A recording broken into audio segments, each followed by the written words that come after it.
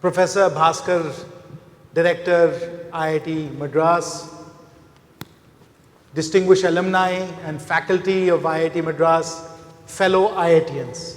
I'm very pleased to be with you all this evening. Thank you very much for inviting me.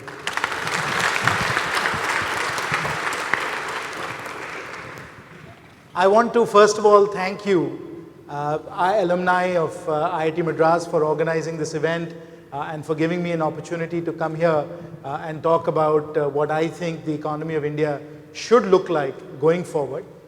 And I also want to thank the students, and I remember well my time in IIT when we would organize lectures like this, and I know it is always a very busy time on campus, and it's hard to put something like this together. So I want to thank the alumni and I want to thank the students for putting this together and giving me this opportunity. Friends, I'm here to talk about the future. I'm here to talk about the future, and with so many young people in the audience, I'm hoping that there is some interest in what the future could look like. Are you all interested? You want to know what the future could be like? Well, let's talk about what the economy of India needs to be to really drive and build the new India of our dreams. What should the economy of India be like? But first, since we are all engineers, let's go to the numbers. Let's go to the numbers. Today, India's GDP is about $2.4 trillion. Our GDP per capita is about 1800. Now, for us to become a middle income country, which is where Turkey and Mexico and so on are right now, we need to get to a GDP per capita of about 5400, which is 3 times where we are right now. We are at 1800. We have to get to 5400. That's a 3x. Now, according to the UN and various population projections, India's population is going to grow at 1.5% a year. 1.5% a year. So if the economy grows on average at about 7%, which is in real terms what we've grown for the last 15 years or so, then we will be growing on a GDP per capita basis of 5.5%. And if we maintain that, friends, for 20 years, if GDP grows at 7% for the next 20 years, population grows at 1.5%, we will reach middle income status of $5,400 per capita. That's what we have to do. That's a fairly difficult and challenging target that we have to set for ourselves to become a middle income country. Now, if we were to grow at that rate for the next 20 years, 5.5% a year GDP per capita, real growth, we will reach the $5,400 GDP per capita, and our overall GDP will reach $10 trillion. It will reach $10 trillion. It's $2.4 trillion right now. It will reach $10 trillion. Now, when we say $10 trillion growing from $2.4 trillion, you think it's a very large number, and it is. 20 years from now, we'll be a $10 trillion economy if we grow at 7%. That's just the simple math. But friends, when we reach that point at $10 trillion, we will still be below where China is today. China is today almost a $12 trillion economy with a GDP per capita of over $8,000. So we have a lot of catching up to do. Same population, 1.3 billion people or so. But if we grow for 20 years at 7% GDP, we'll reach where China is right now. Now, is this doable? Can we get there? Friends, the answer is absolutely yes. If you look what we have done since 1991, our GDP in 1991 was only $225 billion. Today it's $2.4 trillion. So from 91 to 2017, a period of 26, 27 years, we have actually grown our GDP in dollar terms at 8.9% a year, almost 9%. Those are almost China-like numbers, 9% a year for 27 years. That's how fast we've grown GDP. So it's entirely possible for us to reach $10 trillion. In fact, we must reach $10 trillion, but we will still only be much below where China will be at that point. China is still growing at 5 or 6% a year. So those are the numbers. If we want to be a middle income country, those are the kinds of numbers that we have to hit. That's where we have to get to. What are the challenges that we face? If we have to get to becoming a $10 trillion economy with over $5,000 on a GDP per capita basis, what are the 5 principal challenges that we face right now? And of course, as you know, I have had a stint in business, in investing, and now in government. So I have a perspective on the kinds of challenges that we face. And I would say that there are 5 very important challenges that we have to overcome. First is governance and the rule of law. Our government, our state has to simply do better. We are just not good enough in terms of the quality of governance that we have right now. We've got a long way to go.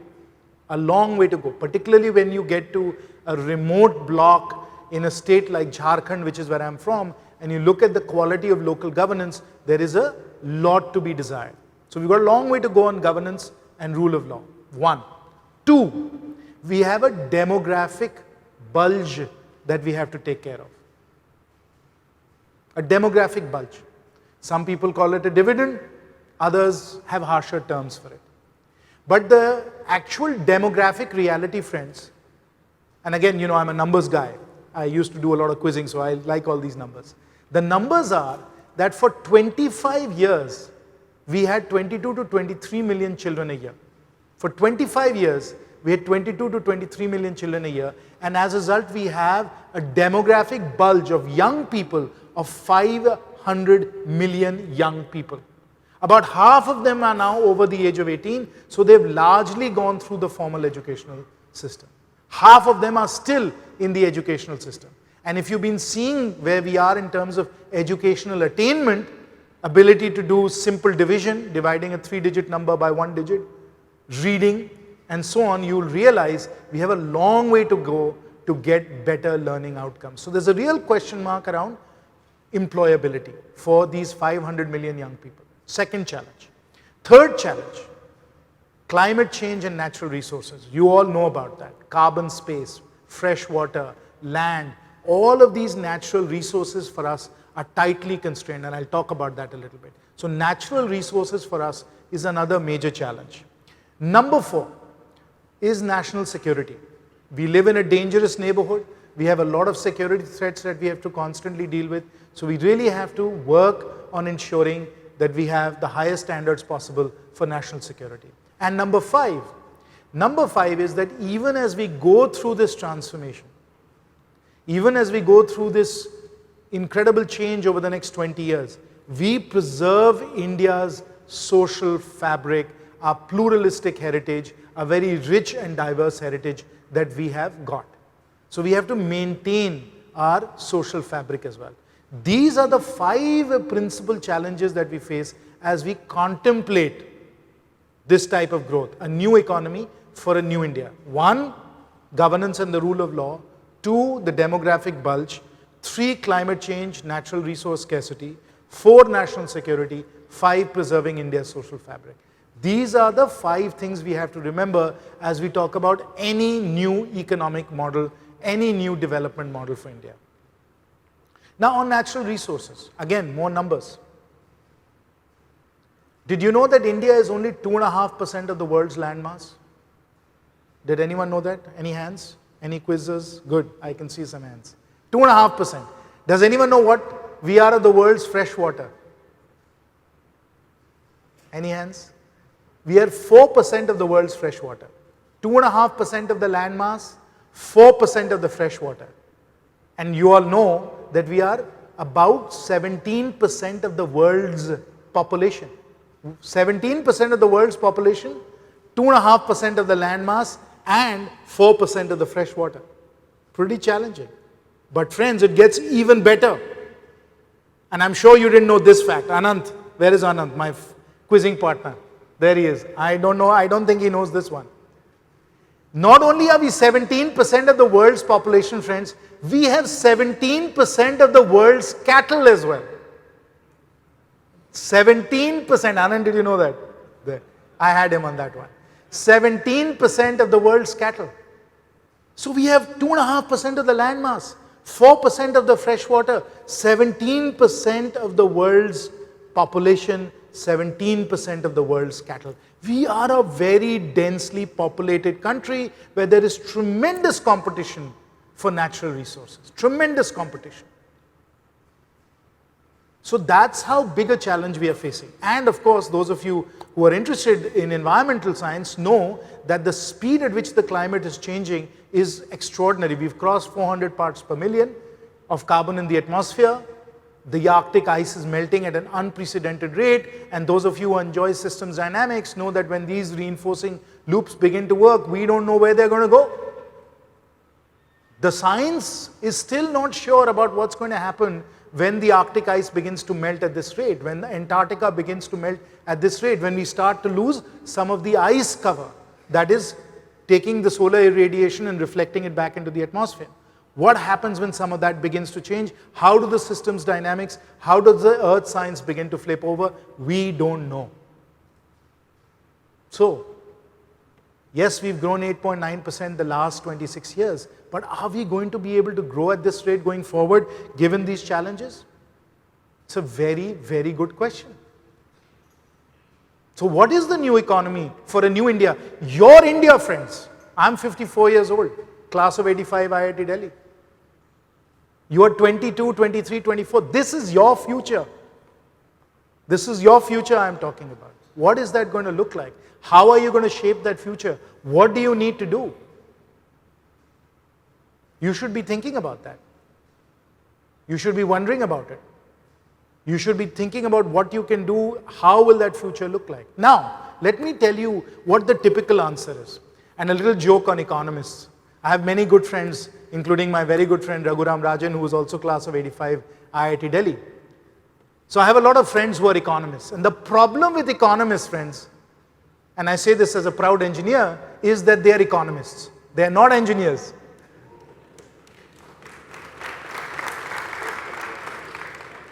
They don't know how to build a future. They can only show you what has happened in the past. They cannot imagine the future. Because they don't know the stuff of invention. They don't know the stuff of innovation. And that is what's required at this point, given these challenges.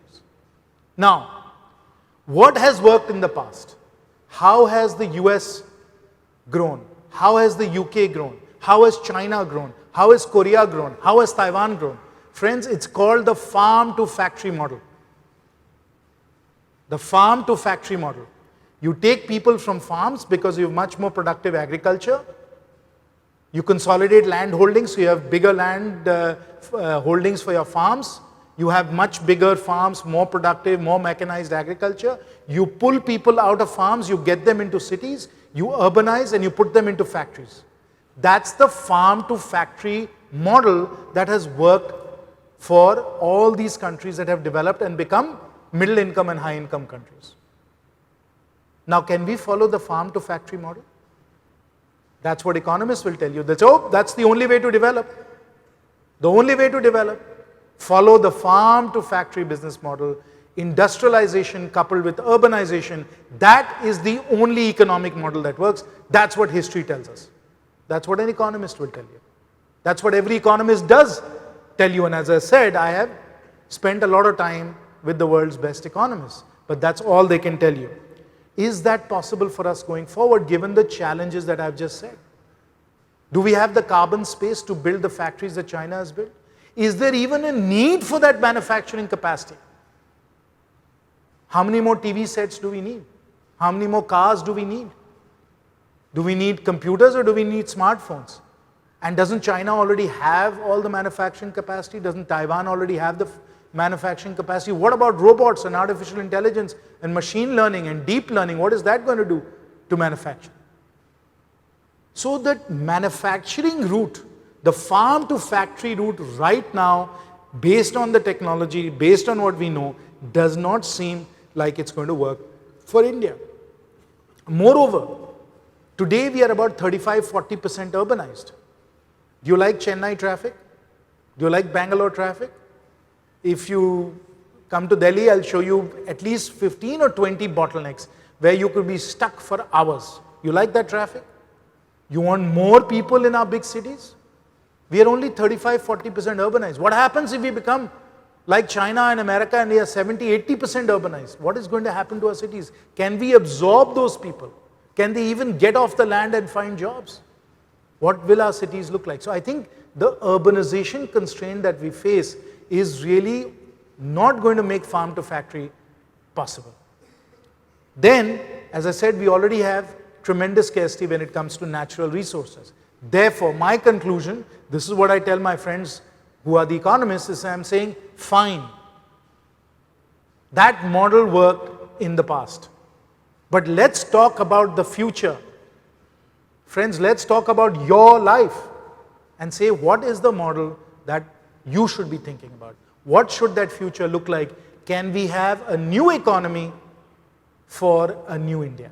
And I think the answer is absolutely there. There is an answer, but it will be a very different answer from what we have seen. Now, Tom Friedman has written a great book recently. It's called Thank You for Being Late. Very interesting title. Thank You for Being Late. If you all have not read that book, you should. It's a great guide to the world of the future. Thank You for Being Late by Tom Friedman. I don't get any commission on it. Okay? But it's a great book. You must read it. And Tom Friedman calls this era the age of accelerations. The age of accelerations. Again, engineers love non-linearity. We love exponential curves. Economists don't like them. But we are living in a non-linear world. We are living in a world where things are compounding very quickly. When you have the derivative and the double derivative moving very quickly on us. It's an age of accelerations. And in an age of accelerations, any economic model, any development model we have for India will have to be generic and cannot be generic, it will have to be unique to India. It will have to be a model that is very, very unique to India. It will have to be a frugal model, frugal in terms of natural resources. It will have to be a labor intensive model so that we can employ our young people. And obviously, it will have to be a model that is long-term, globally competitive. We are going to have to compete for everything in the future with everybody. A long-term, globally competitive model that is frugal, that is labor intensive. That is what a Bharatiya model of development will have to be. A Bharatiya model of development. A unique model that is customized for where India is at right now, where the world is at right now. And therefore we need a new development narrative. We cannot take the narrative of farm to factory. That is, in my mind, going to be very difficult for us to pull off at this stage. I think we need a new narrative. And I'm going to suggest that that new narrative is not farm to factory. That narrative is not farm to factory. That narrative is going to be farm to franchise. It's not going to be a mass manufacturing, farm to factory model. It's not going to be a mass manufacturing model. It's going to be a mass services model. Not mass manufacturing, mass services. That is going to have to be the way in which we drive our economy forward. We are already a largely services driven economy. We are 55-56% services right now. We really have to emphasize that because that is our global competitive advantage. Manufacturing, on the other hand, for China is already quite large. It's about 40%. But we are never going to get to that 40%. I think it will be very difficult. But we can take our services and really grow our services. And we really have to think about mass manufacturing, mass services. So it's a mass services model that focuses on employability of our young people, which is the second pillar. It's based on entrepreneurial capitalism, not state capitalism, not crony capitalism, but entrepreneurial capitalism, and it is based fundamentally on universal social security. I didn't say universal basic income. I repeat, I didn't say universal basic income. I said universal social security. We need to have a safety net for all of our people. And my final point on this, and then I'll go through these in detail, my final point on this is that we need a different kind of sarkar as well. If we are going to have a farm to franchise development model, a new model for a new India, then the kind of government that we have is not going to be a Nehruvian Sarkar, not a Nehruvian Sarkar, but a Kautilyan Sarkar. A Kautilyan Sarkar, a Chanakyan Sarkar, a Sarkar that was first enunciated by Chanakya a long, long time ago. So we have to have that kind of Sarkar. So let me now go through these 5 points in detail. Mass services, not mass manufacturing, employability for our young people, entrepreneurial capitalism, universal social security, and a Kautilyan Sarkar. These are the 5 attributes of the new economy that we have to forge for India. And I'll take about 15 to 20 minutes to go through these, and then I would of course be very happy to take any questions you might have about the points that I laid out. So let me go through each of these in turn. Let's first talk about mass services. Today, India is already the world leader in mass services. How much are you paying today for 1 gigabyte of data? Anybody? 1 gigabyte of data?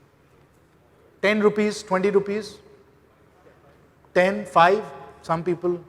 So we are paying today 5 or 10 rupees per gigabyte of data. How much were you paying for 1 gigabyte of data about 5 or 6 years ago? 1,000 rupees, right? Am I right? What has happened? Telecom services, not manufacturing. Services, what has happened? Now remember, and those of us who have, no hair or white hair will remember this, there was a time when it cost 16 rupees a minute to make a phone call, right? Remember that? Now what does it cost? It's literally free because you're doing it VoLTE, right? That's mass services. This is what has happened to telecom in India. When things were not affordable and only a few people had it, today everybody has a phone and some 500 million people have a smartphone. That is mass services. Financial services. Through the Jan Dhan bank account, we have opened 310 million accounts. And the cost of servicing an account today in India, each bank account, is the lowest in the world. Less about 100, 200 rupees a year is what it costs to have a no-frills bank account. Lowest in the world. We are delivering life insurance at 330 rupees. 330 rupees a year for 2 lakh of life coverage. Lowest in the world. We are talking about healthcare, right? You heard about in the budget 5 lakh of cover for 10 crore families, 500 million people. You heard about that, right? Do you know what premiums they're talking about? 1,000, 1,250 rupees per year, per month per family. Lowest in the world. Insurance services. Now, let's take aviation. Today in India, fares are among the lowest in the world when it comes to flying. And that's why the Honorable Prime Minister is saying these days, I hope you've heard this, हवाई चप्पल वाले को भी हवाई जहाज में बैठाएंगे. That's affordability. हवाई चप्पल वाले अब हवाई जहाज में बैठ रहे हैं. Anyone here lives in the north? How do you get back home? Anybody goes on a train? Everybody's flying? That's mass services. I remember when I came here, Sarang, in that time of course, Mardi Gras. When I came here for Mardi Gras, guys, in 83, 84, and then I came for Inter-IIT also. When I came here, we got into a train in Delhi and it took us like 36 hours to get to Chennai. Now it's another thing, we were traveling with LSR, Lady Shri Ram, so it was a very pleasant journey, I'll say. So I didn't mind those 36 hours. But it is, if you have to do it often, it's really hard. That's mass services. Everybody can fly. हवाई चप्पल वाले भी हवाई जहाज पे बैठे. So that's what we are doing in India. We are taking these kinds of services that were really only meant for the elite and we brought them down to a price point where everybody can afford it. And that's how we are unlocking this incredible growth cycle. Now, how is that happening? How is it that we are able to sell a middle seat or an aisle seat at such a low price? How can we give life insurance at such a low price? How can we deliver a gigabyte of data at such a low price? We are able to do that because we are pulling off three very interesting things.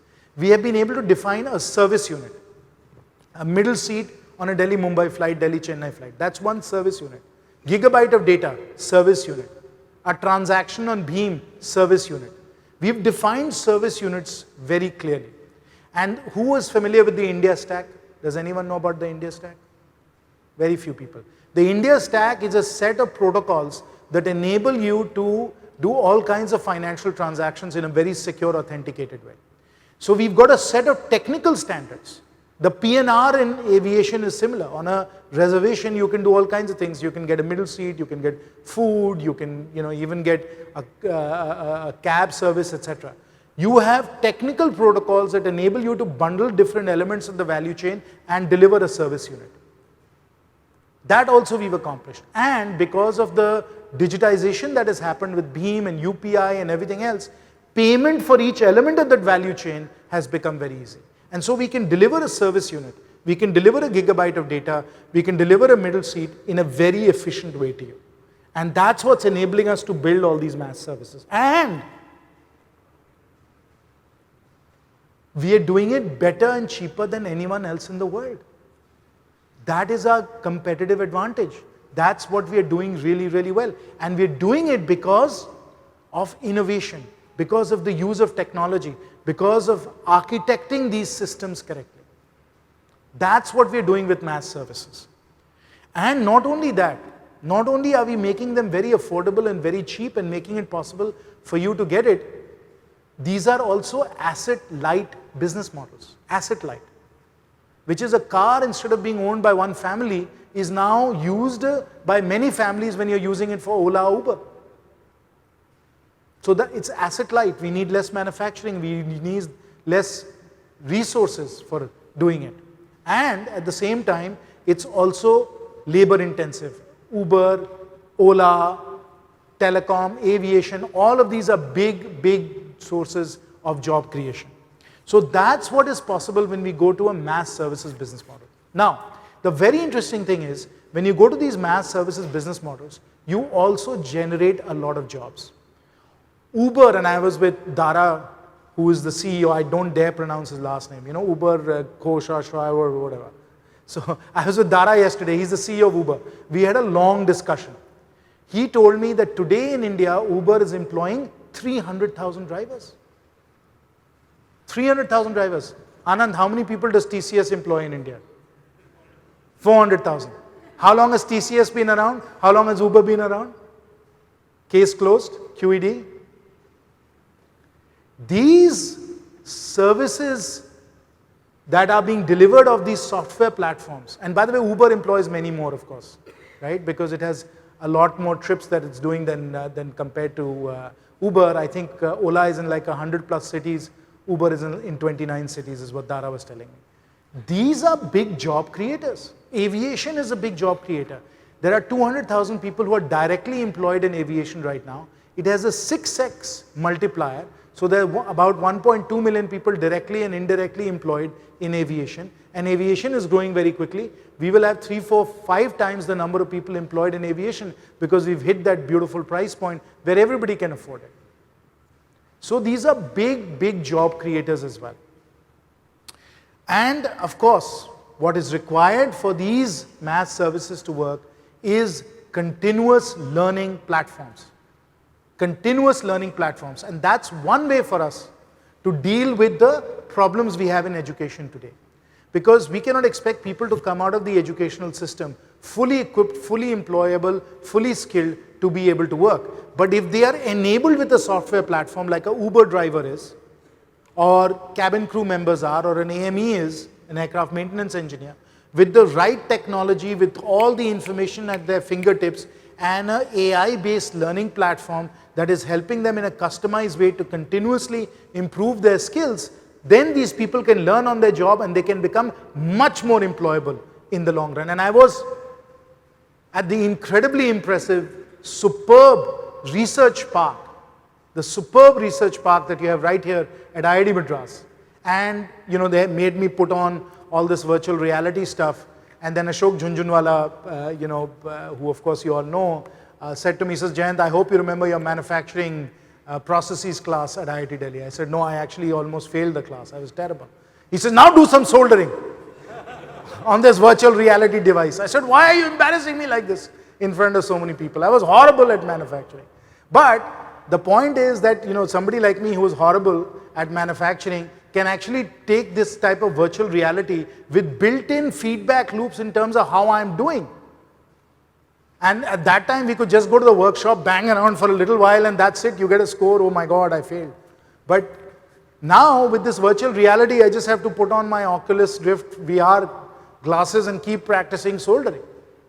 That's the kind of continuous learning that is possible with these new technologies.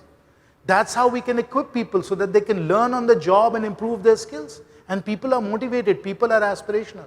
So that's how we can start to address some of these employability issues if we can get them into these kinds of mass services type opportunities and equip them through these software platforms to really improve their skills. That's what we have to think about for the future. Now, once we've done that, once we've said, okay, fine, let's focus on mass services, let's make sure that we get our people plugged in and we can train them, equip them, and do them better, we really have to ask ourselves, how do we find these big opportunities? And how do we grow them? We've got an Ola today. Well, what's going to happen with drones? Are we going to have drone Ola? By the way, Uber is already working on Uber Elevate. How do we do that? Who's going to find those businesses? Who's going to scale those businesses? Who's going to provide them the capital that we need? And Ashok was also showing me some of the incredibly exciting stuff that's happening with electric vehicles. And you all know about Ether, which is obviously an electric two-wheeler company. We need to build a lot of these kinds of companies. By the way, batteries will be a great services business too, not just manufacturing.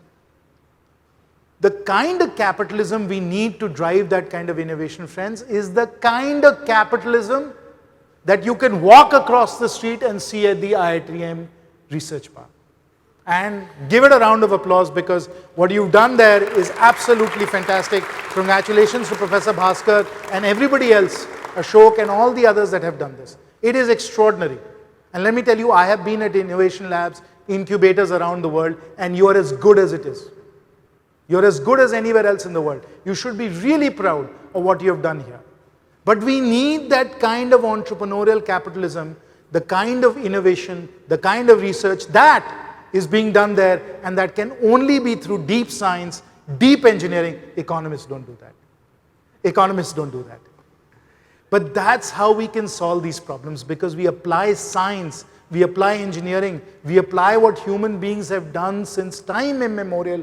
We are tool makers, we are innovators, we imagine the future. And we need the venture capitalists and the private equity support to really grow these businesses. For instance, just at the IITM Research Park, I saw something that actually blew me away. Blew me away. And if you haven't seen it, you better go on across the street and go take a look at it. Because if it's real, and Ashok and Bhaskar are telling me it's real, then it is actually pretty literally, and you'll know in a second why I'm saying it, it's literally groundbreaking. It's groundbreaking. Why? Because it's a biofertilizer. It's bacteria that's impregnated in a biopolymer that dissolves in water. You can provide bacteria so that they go into the soil. You put that in through just irrigating the field, and then you don't need to put chemical fertilizers anymore. That's breakthrough science. That's ingenuity. That's innovation. And we need India's venture capitalists, India's private equity firms to go out and support that. Now let me tell you a little secret. But first I'll have some water.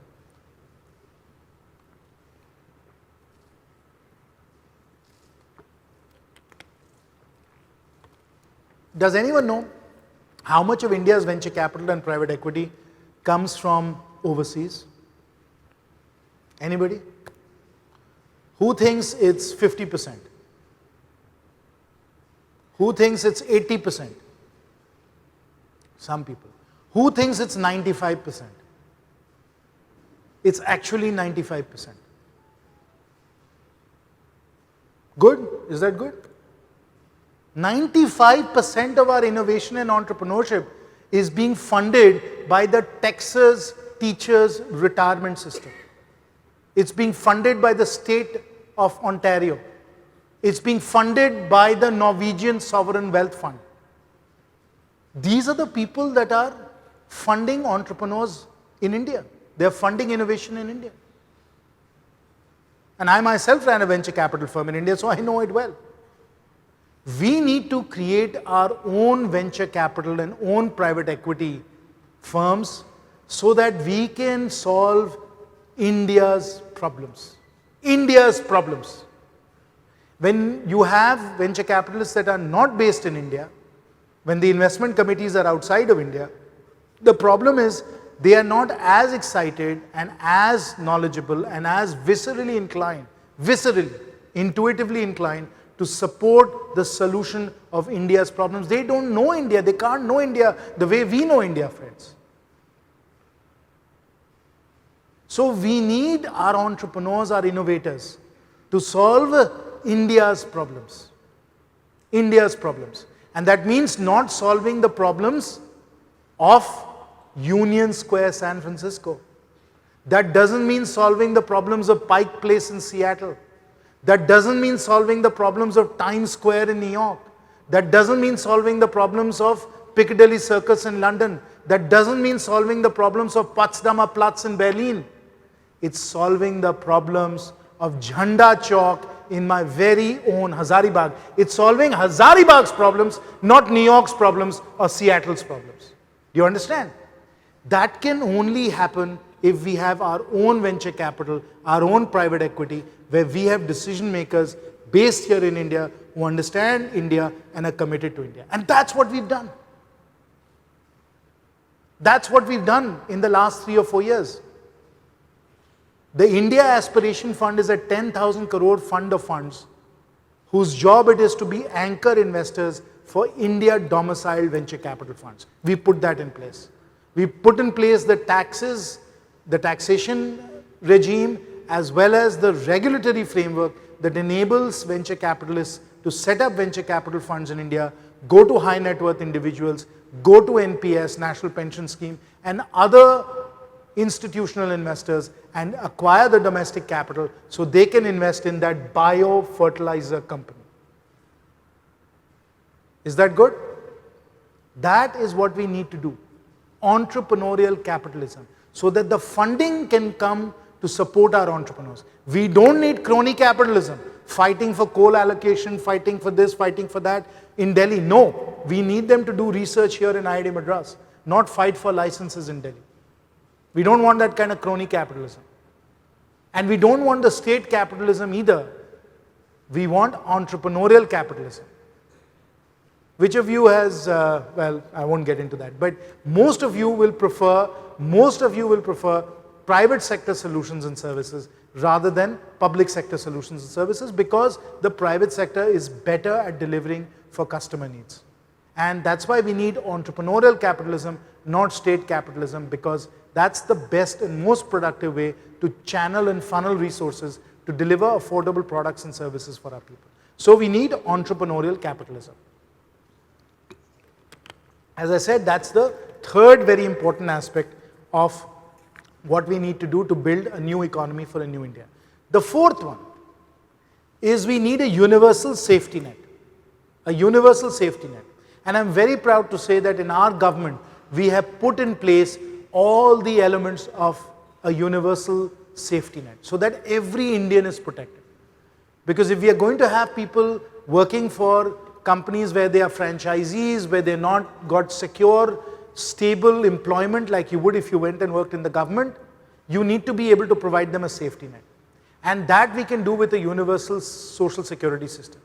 Whether it is food, right to work, health, all of these can be provided for the people who require them through what is called the JAM Trinity.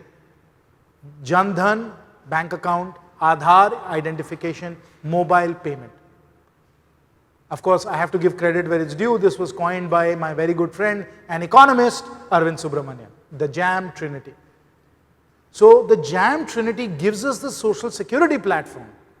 The social security platform, so that without leakage, without corruption, without inconvenience, we can deliver the benefits that you deserve directly into your bank account.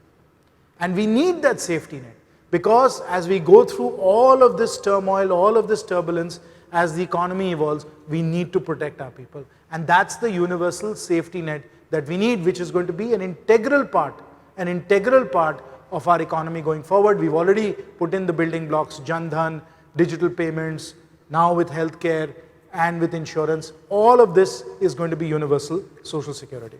Now, if we are going to do all of this, who is going to try and make it happen from a governance point of view? If the entrepreneurs are doing what they're doing and people are going out and working for companies like Ola and Uber and Amazon, how does government best support this? And what I'm saying is that we need to move away in India from the idea of a Mai Baap Sarkar.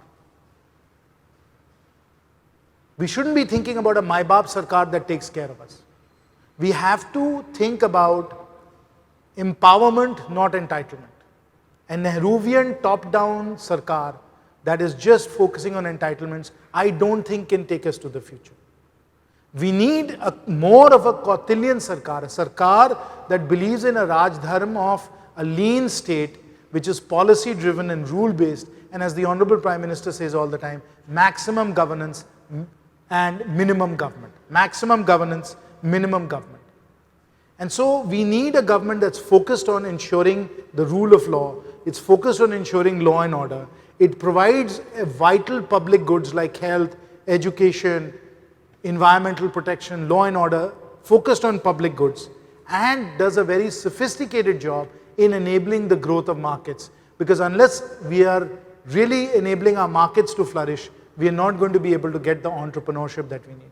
And for that, you need to build market infrastructure, you need dynamic regulation, coordination to get markets jump-started. It's very sophisticated work you have to do to regulate markets. And again, in many ways, we've demonstrated that with electric vehicles, with Udaan. There are ways in which you jump-start markets, and that also is a very important coordination role that government has to play. So we need a very light touch, very sophisticated, very capable government, a Kautilyan lean government, not a Nehruvian top-down Mai Baap Sarkar. That's the kind of governance we need if indeed we have to take India forward. And friends, and I'm going to conclude with this. Friends, if we are able to develop this kind of an